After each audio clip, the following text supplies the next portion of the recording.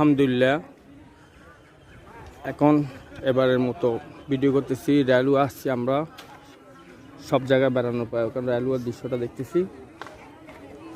এই রেলওয়ের ভিডিওটা খুব সুন্দর। এই আমাদের রেলওয়ে সাতকানিয়া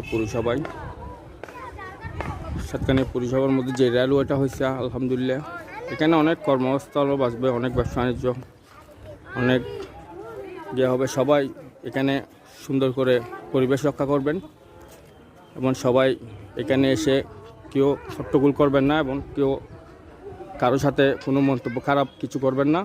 এই রেলওয়েটা আমাদের একটা সাতকানিয়ার ঐতিহ্যবাহী সম্পদ হয়ে দাঁড়াবে ভবিষ্যৎ প্রজন্মের জন্য।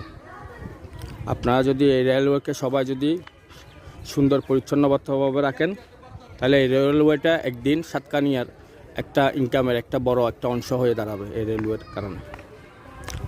আমরা সরকার থেকে একটা ভালো এই কারণ